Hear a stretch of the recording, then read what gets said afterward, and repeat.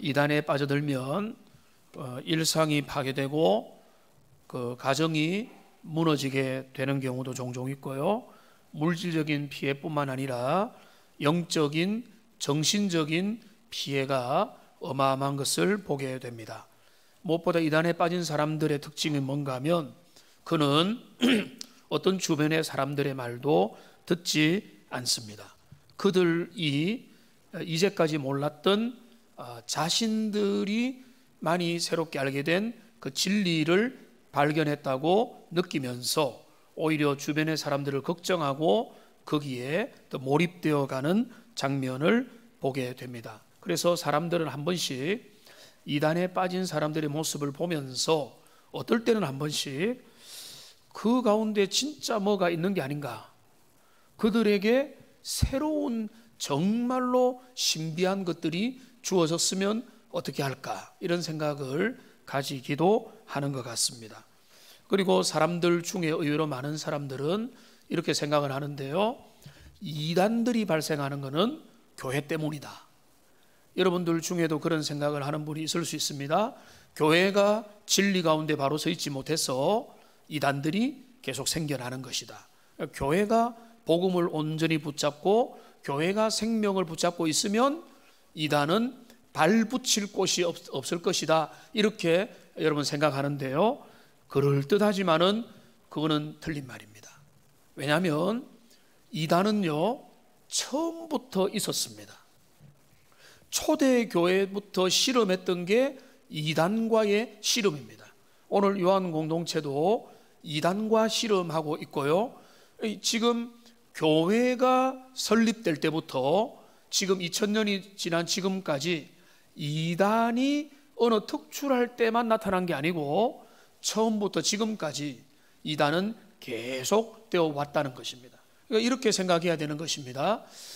교회가 문제가 있기 때문에 이단이 생긴 것이 아니라 교회 옆에는 항상 이단들과 잘못된 교리가 많이 생기는 것입니다.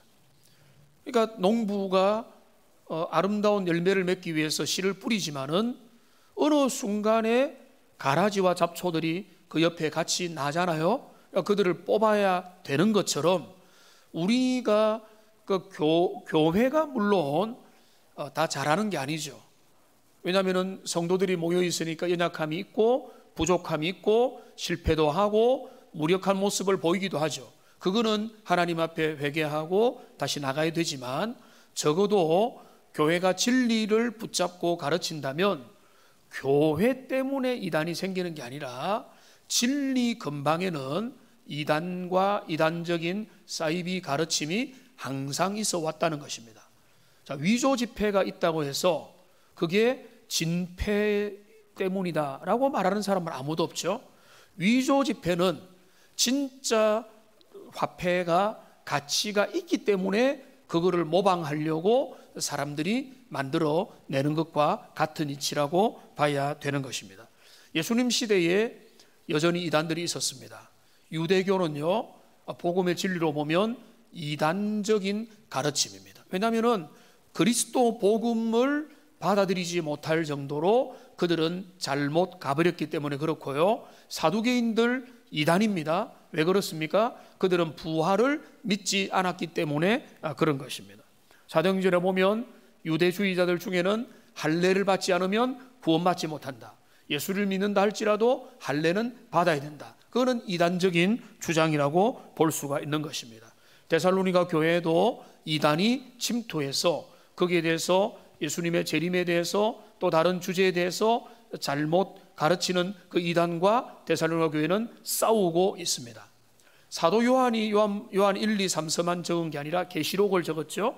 요한 계시록에 2장과 3장에 보면 소아시아에 있는 7교회들이 나오는데 그 7교회들도 주된 싸움 중에 하나가 뭔가 하면 니골라당과 이세벨 비슷한 그런 잘못된 가르침을 조장하는 그런 이단들과의 싸움들이 있었고요, 오늘 우리가 읽었던 이 요한일서 편지도 이단적인 가르침, 적그리스도적인 가르침과 싸우면서 사도 요한은 편지를 쓰고 있습니다. 그러니까 우리가 교통 정리를 해야 될 것이 뭐냐면, 이단들은 새롭게 교회 잘못 때문에 생겨난 것은 아니고 오히려 교회가 있을 때마다 항상 이단들은 주변에서 옆에서 있어 왔고, 그들은 교회를 괴롭혔고 성도들을 유혹했고, 그들은 지금도 그렇게 하고 있다는 것입니다. 그렇기 때문에 오늘 우리가 이단의 위험을 경계하면서 우리가 참된 믿음의 길, 신앙의 정통을 따라서 잘 걸어가는 이 부분을 말씀드리기 원하는데요. 우선은 우리가 분명히 알아야 될 게 있습니다. 이단에 빠지지 않으려면 제일 중요한 것은 이단이 무엇이냐, 1, 2, 3, 4 그 특징들을 아는 것보다 훨씬 더 중요한 게 있어요. 그건 뭔가 하면 정통이 뭐냐인가를 분명히 알아야 정통과 이단이 구별이 되는 것입니다. 신앙의 정통, 신앙의 핵심을 알지도 못하는데 어떻게 이단인지 아닌지를 구별할 수가 있겠습니까? 아, 저기 신기한 거 이야기하네? 듣도 보도 못한 이야기하네. 제가 나중에 말씀드리겠지만 듣도 보도 못한 이야기를 하는 거는 100이면 100 이단이거든요. 그런데 그들에게는 기준이 없습니다. 이단에 빠지는 사람들은 진리의 지식이 없습니다.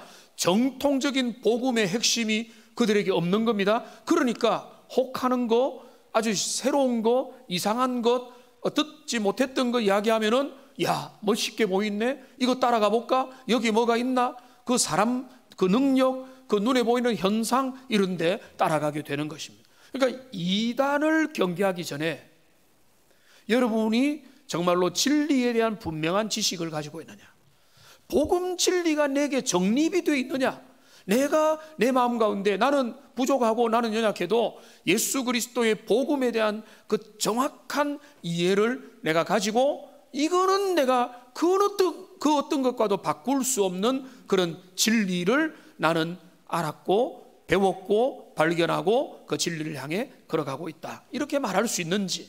여러분, 그렇게 말할 수 있는 사람은요 절대로 이단에 빠지지 않습니다. 넘어갈 리가 없습니다. 왜냐하면 진품을 제대로 아는 사람은 위조를 분별하잖아요. 근데 진품이 뭔지를 모르면, 이게 뭐 비슷하면 반짝이면 다 금이라고 주장하는 그런 어린아이와 같은 그런 지경에 빠져들 수밖에 없는 것입니다. 그러니까 우리는요 진리에 대한 관심을 알아가야 돼요. 내가 진리를, 복음 진리를, 하나님의 말씀이 그 생명의 진리를 내가 얼마나 분명히 알고 있느냐, 이게 우리의 신앙의 전부라고 말할 수 있는 것입니다. 그러면서 요한은 오늘 이단 문제를 접근하거든요. 요한이 오늘 이렇게 말합니다. 18절에서 아이들아, 지금은 마지막 때라. 자, 마지막 때라, 이거는 말세다라고 하는 그런 말이죠. 이 말을 18절 마지막에도 그러므로 우리가 마지막 때인 줄 아노라 라고 해서 지금이 말세임을 강조하는 겁니다. 요한의 시대가 말세고 우리 시대도 지금 말세잖아요. 그러면은 자, 말세다 말세야 우리가 이렇게 말하는데, 그러면 말세가 도대체 언제냐라고 하는 것을 우리가 정리를 해야 됩니다. 자, 성경적으로 제일 건전하게 바라보는 말세는 뭔가 하면, 예수님이 이 땅에 처음 오실 때부터 예수님이 다시 오실 때까지의 그 모든 시간들이 다 말세가 되는 겁니다. 그리고 그 마지막 오시기 바로 직전을 말세지말이라고 하기는 하지만, 그러나 전체를 일컬어서 말세인 것입니다. 그러니까 요한 공동체도 말세를 살아갔고 오늘 우리도 말세를 살아가고 있는 것입니다. 그러니까 마지막 때를 살아가는데, 그 마지막 때의 특징이 뭔가 하면 적 그리스도의 등장입니다. 18절에 지금은 마지막 때라 적 그리스도가 오리라는 말을 너희가 들은 것과 같이 지금도 많은 적 그리스도가 일어났다. 여기 보면 지금이 언제입니까? 요한 공동체 1세기의 요한 공동체 그들 가운데 적 그리스도가 한 사람입니까? 아니죠. 많은 적 그리스도가 일어났다는 거죠. 1세기에 많은 적그리스도가 일어났다면 이후의 모든 세기 동안에 얼마나 많은 적그리스도가 등장했겠습니까? 그러니까 이단들이 득실거리는 것은 이상한 현상이 아니에요.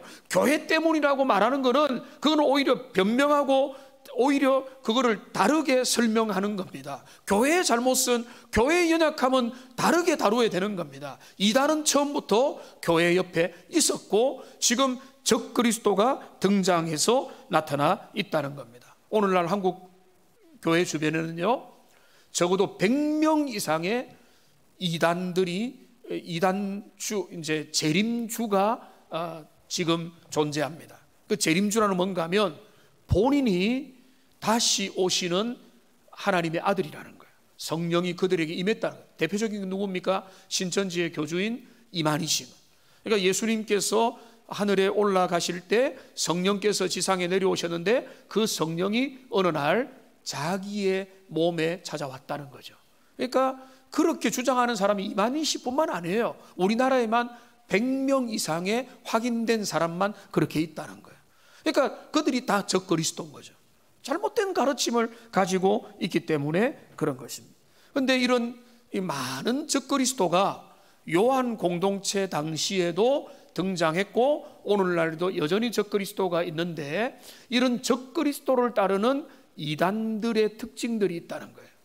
여러 다른 본문에도 많이 있고 그 이단들의 특징들을 우리가 살펴볼 수 있겠는데 우리가 이 말씀을 따라서 오늘 이 말씀이 우리에게 들려주는 중요한 이단의 3가지 특징들을 살펴보기 원합니다. 이 본문에 보면 크게 봐서 3가지 이단들의 특징들이 있습니다.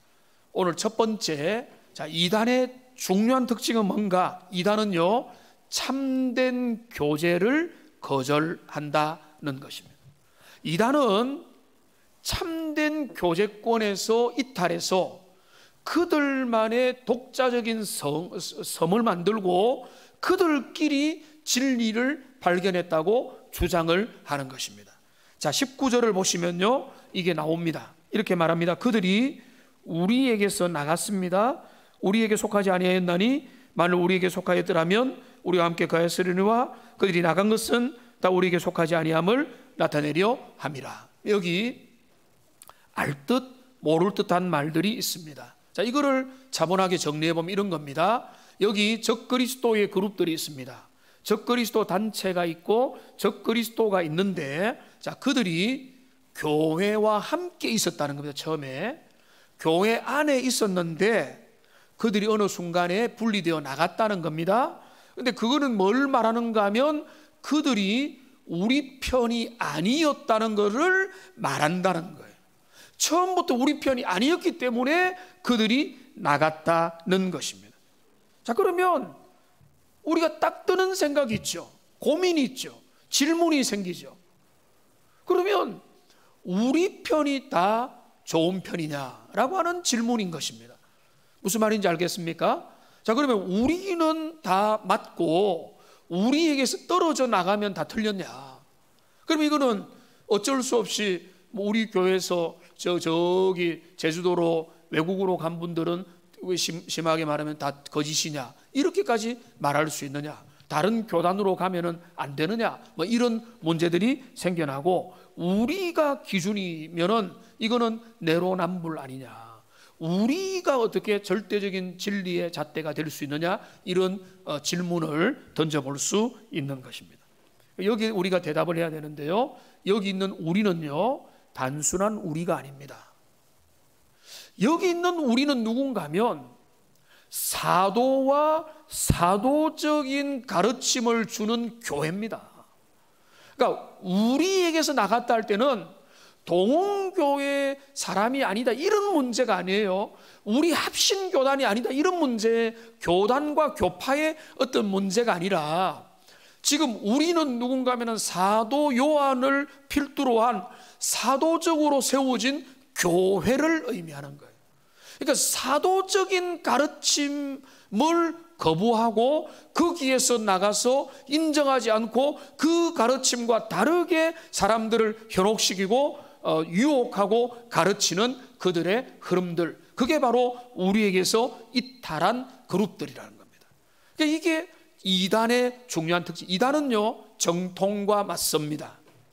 기성교회를 비판하죠. 항상 가만히 보면 이단들은요, 기성교회 구원이 없다고 가르치고, 기성교회 타락했다, 그들은 복음이 그들에게서 넘어갔다, 우리에게 넘어왔다, 그러면서 시대적인 흐름을 읽어라, 이런 쪽으로 패턴이, 이단의 내용이 달라도 기독교 유사 기독교 내용에 보면은 다 그런 겁니다. 그게 바로 뭔가 하면은 정통에서 이탈된 것입니다.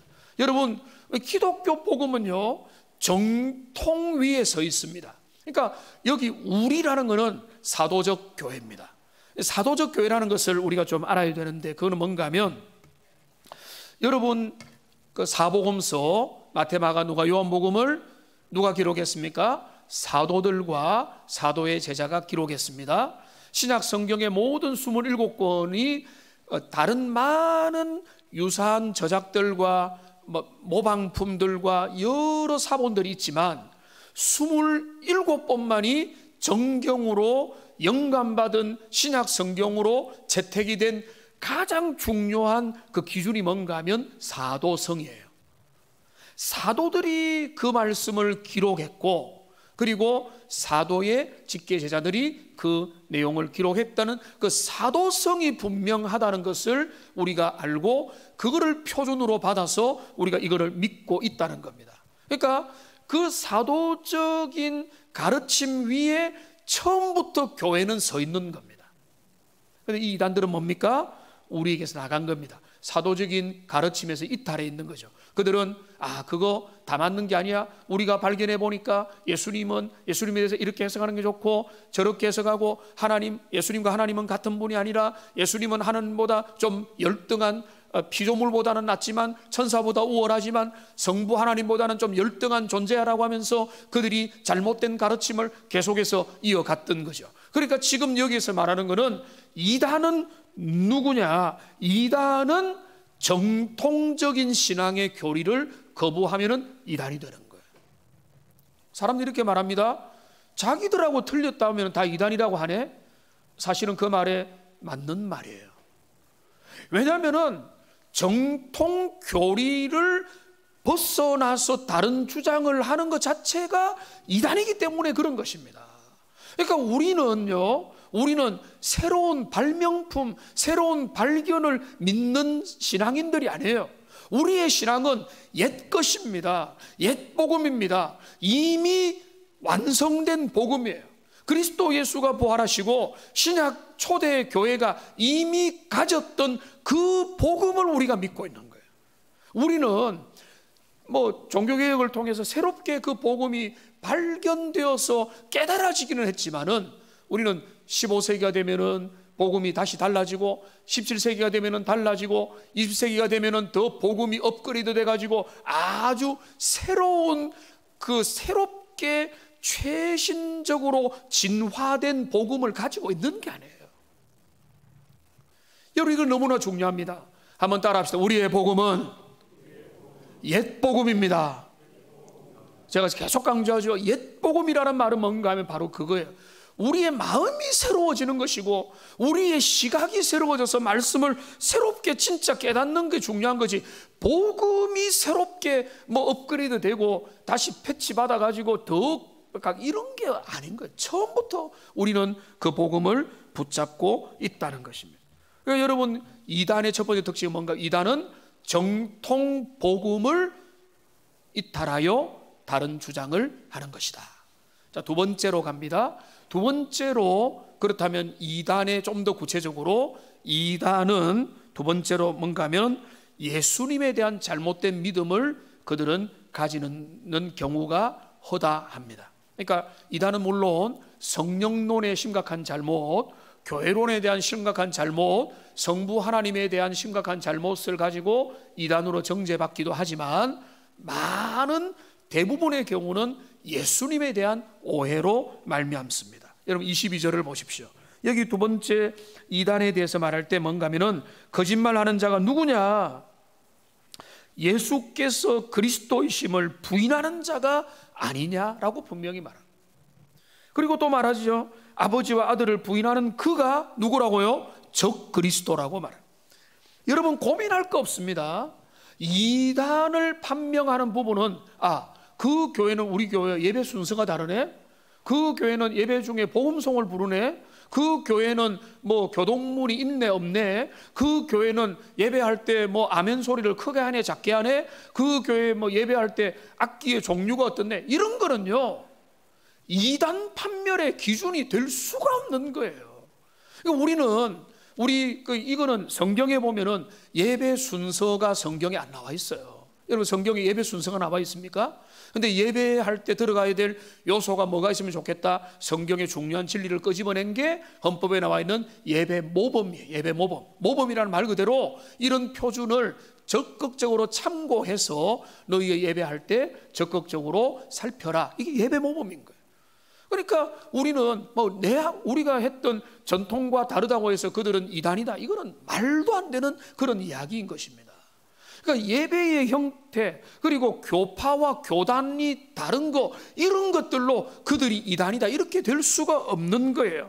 그러니까 이단을 판정하는 또 하나의 중요한 기준이, 첫 번째는 뭔가 하면 정통적인 신앙을 그들이 인정하느냐, 아니면 그거를 거부하고 그들이 새롭게 뭔가를 자꾸 말하느냐, 이게 이제 첫 번째라면 연결되어서 그 중요한 핵심이 두 번째 뭔가 하면 예수를 그리스도로 인정하느냐. 예수님, 예수 그리스도 다 같은 분이라고 생각한다면 여러분 이거 복음에 문제가 있는 겁니다. 예수님이 그리스도이시다, 이거를 내가 믿음으로 고백할 때 세례를 받는 겁니다. 입교 자격을 받는 거예요. 그게 바로 뭔가 하면 예수님이 그리스도다. 그리스도라는 말은 뭡니까? 기름 부음을 받은 자라는 거죠. 하나님의 구원자라는 거죠. 메시아라는 거죠. 예수님이 착한 분입니다. 예수님은 좋은 분입니다. 예수님은 훌륭한 분이고 연약하고 가난하고 고아와 과부를 돌보는, 그래서 정말로 이 땅의 서민들과 천민들에게 긍휼에 많으신 그 휴머니즘을 가득하신 그 예수님 너무나 좋은 분입니다. 여러분 이것이 정통이 아니에요. 우리의 정통신앙은 그렇게 예수님을 우호적으로 생각하는 게 아니고, 정통신앙의 핵심이 뭔가 하면 예수님이 그리스도이시다, 예수님이 구원자가 되시고 예수님이 우리의 주님이 되신다. 그래 베드로가 고백했죠. 주는 그리스도시요 살아계신 하나님의 아들이십니다라고 고백할 때, 바요나 시몬아 내가 복이 있도다, 이 고백을 하게 아니는 성령께서 그 고백을 하게 하셨다라고 그렇게 말씀하시는 게 바로 그겁니다. 여러분 이 고백이 여러분의 고백이 된 줄로 믿습니다. 우리의 신앙이라는 거 어려운 거 아니에요. 이 고백을 분명히 하는 것이고 이 고백을 인정하고 붙잡는 건데, 그 고백을 하지 않는 자들이 바로 이단이라는 겁니다. 적 그리스도라는 겁니다.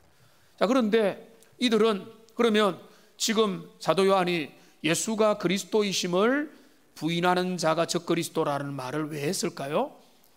어떤 사람들은요 예수 이꼴 그리스도임을 거부하는 자들이 있었습니다. 자, 그들이 이제 도케티즘이라고 하는 이단, 이 초대교회에 등장했는데 요한 공동체가 그 이단과 싸우고 있습니다. 도케티즘이라고 하는. 근데 이 이단은 뭔가 하면 나름대로 철학적 그들의 생각을 가지고 있었어요. 그들은 철저한 이원론자들이었습니다. 이원론이 뭔가 하면 영혼은 깨끗하고 육체는 불결하다, 저급하다. 육신은 죽여야 되는 것이고 영혼은 불멸할 뿐만 아니라 거룩하다 라고 하는 그 이원론적인 관점에서 생각을 해보니까, 그들이 볼 때 기독교 교리는 참 장벽이 하나 있는 거예요. 하나님이 어떻게 사람이 될 수 있느냐, 하나님이 이런 죄 있는 육신의 모양으로 사람이 되어서 그리고 하나님이 죽으셨다, 그거는 말이 안 된다. 그래서 그들이 어떻게 초대교회에 그들이 주장하기 시작하는가 하면, 예수라는 훌륭한 나름대로 랍비가 있었는데, 유대교 랍비가 요단강에서 세례를 받을 때 하나님의 영이 랍비에게 임했다는 거예요. 하나님의 영이 그 예수의 가운데 임해서 그러니까 예수라는 지상의 사나이에게 그리스도의 영이 임하여 계속해서 활동을 했다는 겁니다. 그리고 활동을 하다가 고난을 받으시고 십자가에 달려 돌아가시는 바로 그 순간에 예수라는 사나이는 죽고 그 그리스도의 영은 다시 하나님께로 돌아갔다는 거예요. 자, 그렇게 되면 이들이 생각할 때는 그 성육신 교리라고 하는 그냥 믿기 어려운 교리를 안 믿어도 그들은 철학적으로 중요한 난제가 해결되었다고 그들은 생각했던 겁니다. 이게 맞지 하면서 진짜 이렇게 깨달았다 하면서 그 가르침을 사람들에게 가르치기 시작했고, 교회에 보면서 이게 합리적이네, 이게 설명이 가능하네. 여러분, 오늘날 우리 시대가 뭡니까? 설명이 가능해야 된다고 믿잖아요. 근데 성육신은 신비잖아요. 설명 안 되는 부분 많이 있잖아요. 그런데 그 도케티즘 이단은 설명이 될 수 있잖아요. 그러니까 이렇게 잠시 오셨다가 잠시 돌아가셨구나, 그냥 저급한 인간의 육신은 그냥 그 껍데기로 빌려주신 거구나, 이렇게 모든 것들을 설명을 했던 거죠. 사도 요한은 이 부분을 정리하고 있습니다. 그게 이단이다. 여러분, 4장을 가보십시오. 4장. 여러분, 4장으로 가보시면요, 4장에 이렇게 말합니다. 사랑하는 자들아, 영을 다 믿지 말고 오직 영들이 하나님께 속하여 있나 분별하라. 많은 거짓 선자가 세상에 와서 거짓된 가르침, 현혹된 가르침, 합리적이고 크리스찬 사이언스를 비롯한 완전 합리적이고 아주 철학적이고 이성적이고 합리적인 내용들을 가르치지만 그 모든 가르침에 대해서 요한은 뭐라고 말합니까? 2절을 보세요. 이로써 너희가 하나님의 영을 알지니 곧 그리스도 예수께서, 그 다음에 중요합니다. 뭐라고요? 육체로 오신 것을 시인하는 영마다 하나님께 속한 거라는 거예요. 자, 예수라는 사나이 랍비에게 그리스도의 영이 임했다고 하는 것은 이단적이고, 여기 분명히 더 어려운 길로 갑니다. 그리스도께서 육체로 임하셨다, 성육신하셨다, 동정녀 탄생하셨다. 과학의 관점으로, 합리적인 관점으로 받아들이기 어려운 것들을 믿습니다라고 고백하는 게 진짜 신앙이라는 거예요. 초대교회는 그때부터 이 모든 세상의 철학들과 맞서가지고 이거를 정통교리로 요한은 분명히 선을 긋는 것입니다.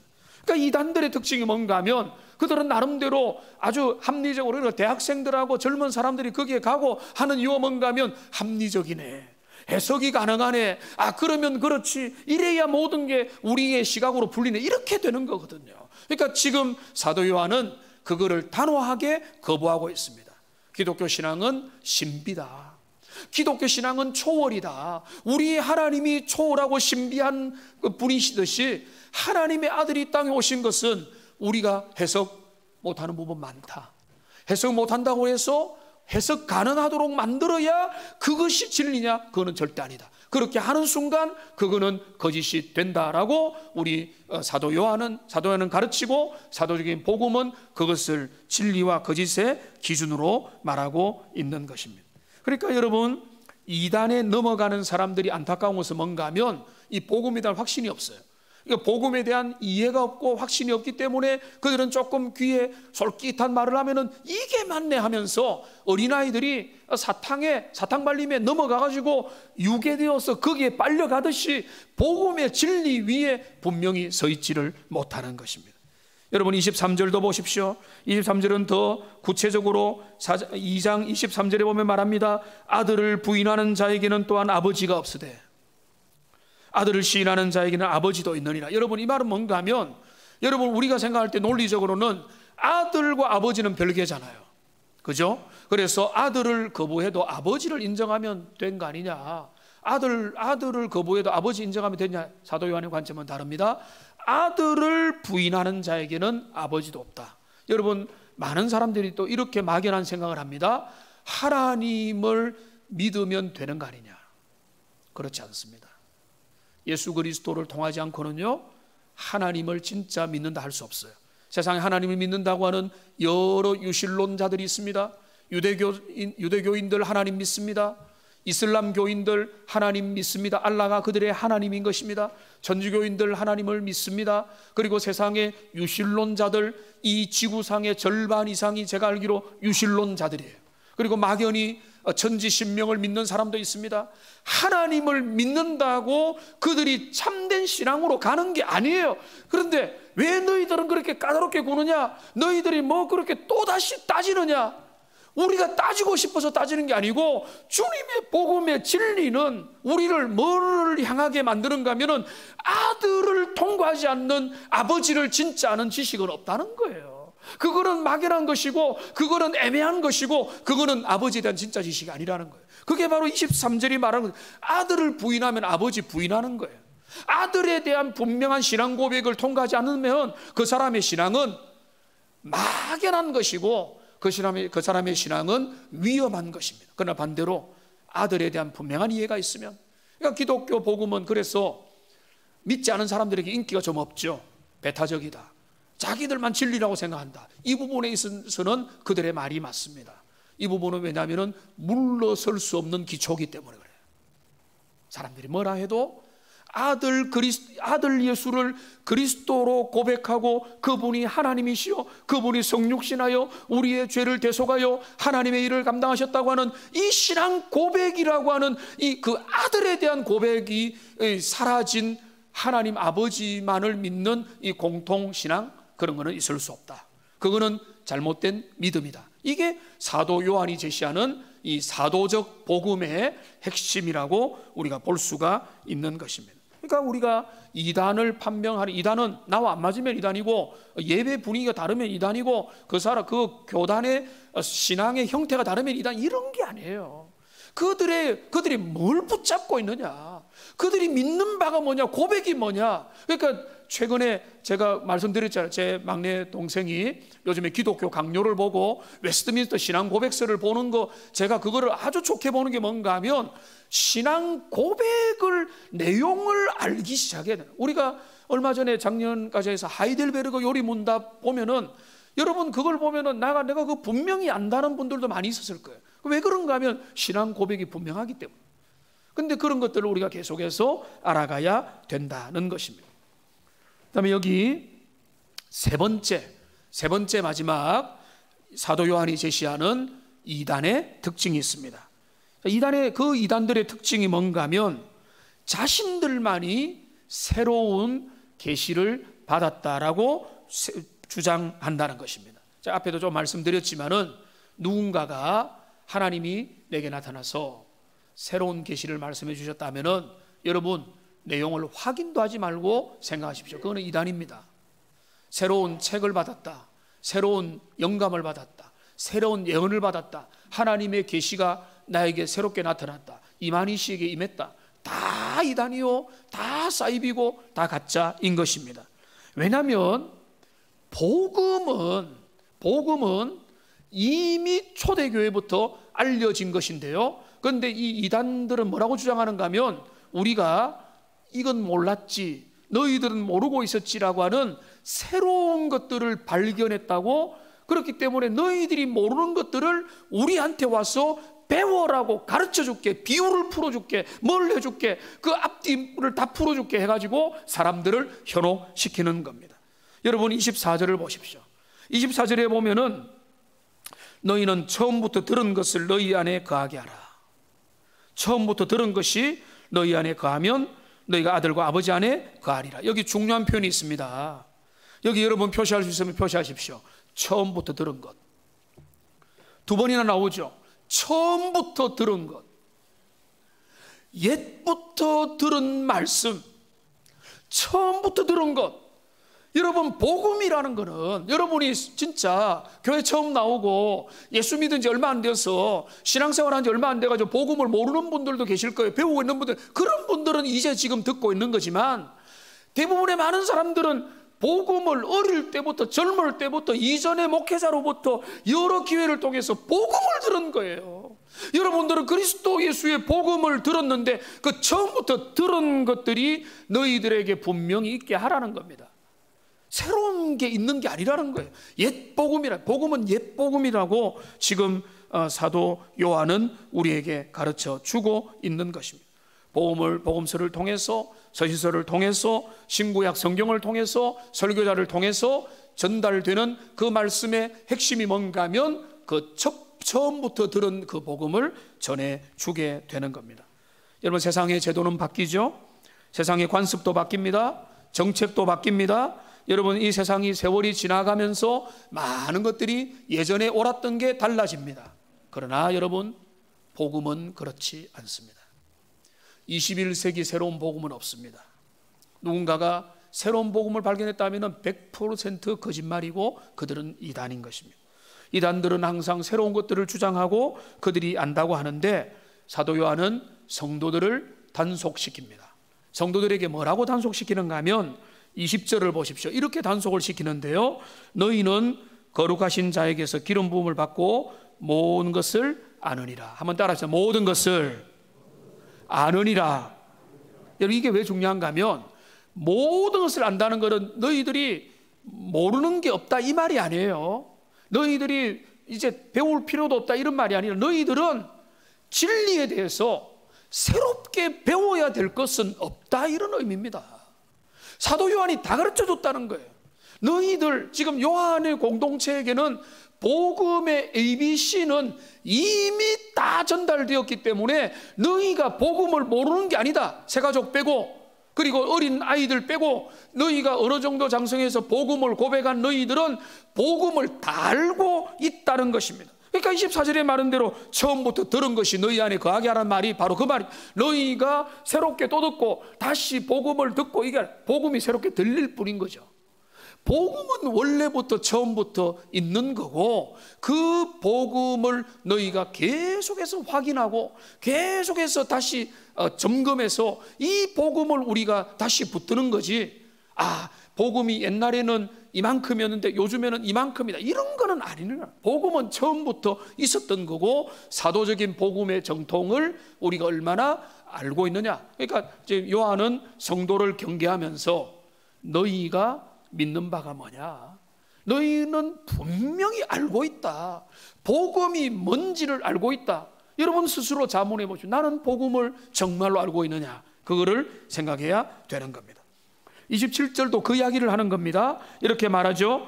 너희는 주께 받은 바 기름 부음이 너희 안에 거하나니 아무도 너희를 가르칠 필요가 없다. 아무도 너희를 가르칠 필요가 없다는 이 말도, 나는 전상철학 유아독전이다, 나는 누구에게도 가르침 안 받는다, 나는 내가 알아서 한다, 이런 걸 말하는 게 아니에요. 그리스도 예수 안에 복음을 받아들인 자는 복음에 대해서는 다른 과외 수업 안 받아도 돼요.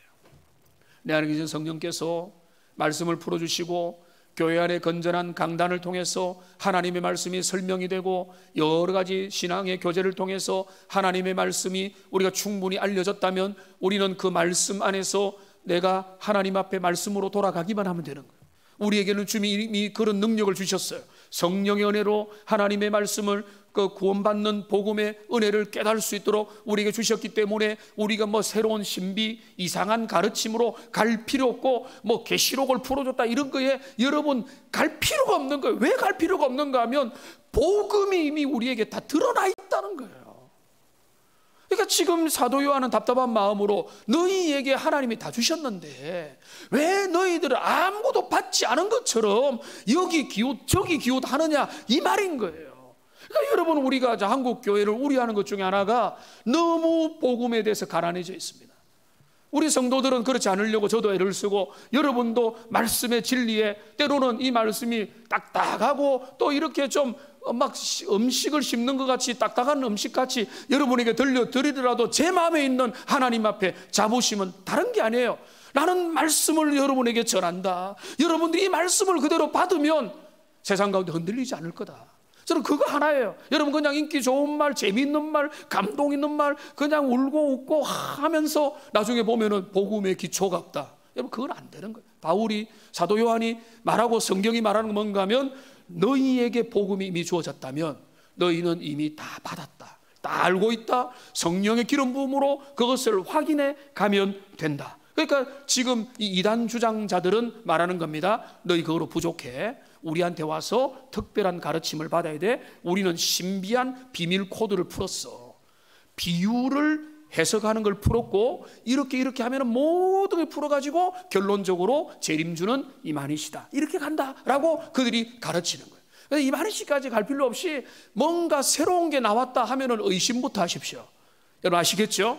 새로운 게 나왔다. 여러분, 복음은 제가 말했잖아요. 옛 복음이라고.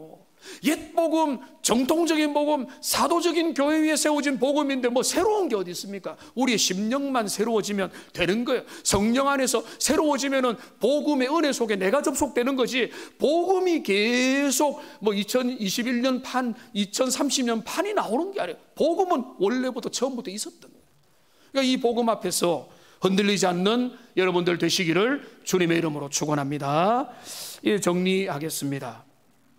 이단의 특징을 사도 요한은 세 가지로 이렇게 정리합니다. 이단은 정통신앙과 교제를 거부한다. 그들은 교회 안에 있는 것 같았지만은 교회를 결국 떠나고 자기들끼리 무리를 만들어서 우리가 새롭고 우리가 진리의 빛을 새롭게 받았다고 정통신앙과 교제를 단절하고 거부한다. 두 번째는 그들의 이단의 중요한 특징은 예수를 그리스도라고 고백하지 못하고 예수님에 대한 잘못된 신앙, 여러 가지가 있는데 오늘 설명을 다 못했지만은 거기에 문제를 일으킨다. 세 번째는 그들만이 새로운 지식을 가지고 있다고 성도를 현혹시킨다. 이렇게 되는 겁니다.